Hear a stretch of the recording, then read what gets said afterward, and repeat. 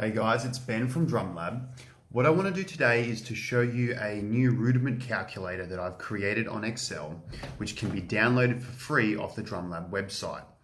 What it does is it allows you to input your rudiment speeds for different rudiments. The template standard is your singles, your doubles, and your paradiddles. And you input the change in your speed over time.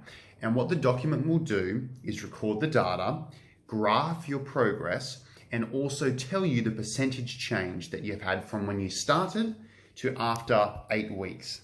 Just go to drumlabgc.com, and then what you're going to do is click on the store,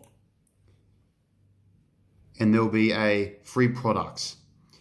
Just click the download button here. Then open up the document from Excel, and what you're going to see is week 1 through to week 4 on the first tab. That's your block 1. There's also block 2, which is week 5 through to week 8. And then your final tab down the bottom is your results.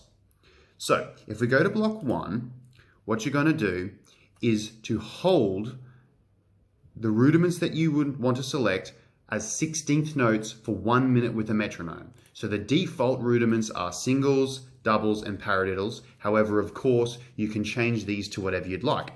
So let's say that you get out your metronome, and as 16th notes, 1 eana, 2 eana, 3 eana, 4 eana, you're able to hold singles at 100 beats a minute. This will be your initial input. Then, starting from week 1, you might practice on Monday, and again, you get 100 beats a minute for 1 minute.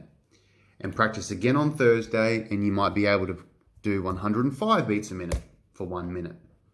All of the X's are just recommended practice days, which you can actually see slowly increase over time. So we've gone from 2 days per week to 3 days per week.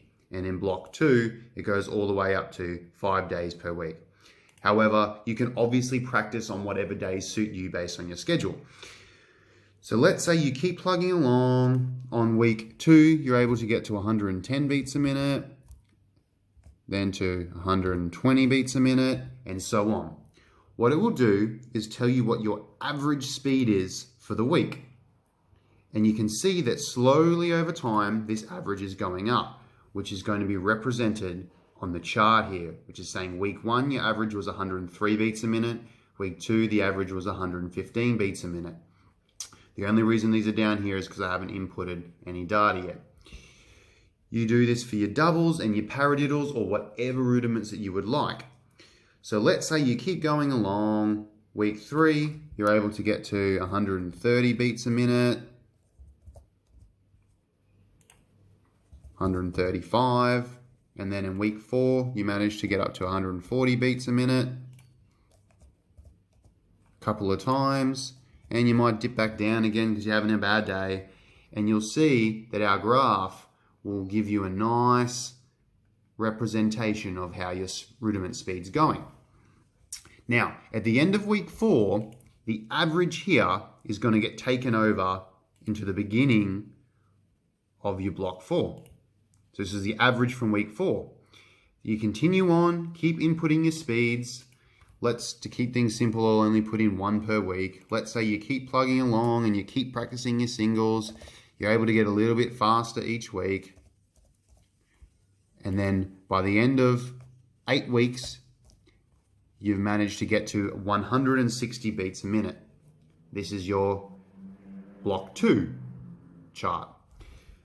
So finally, at the end, you can go to your results and it will tell you what your initial speed was, which we said was 100 beats a minute. And it'll tell you what your average was from week 8, which is 160. And it will tell you that since the beginning of when you started the 8-week cycle, you've gone up 160% in your single speed. One of the most important things to note about using this calculator is that your testing has to be consistent across the 8 weeks.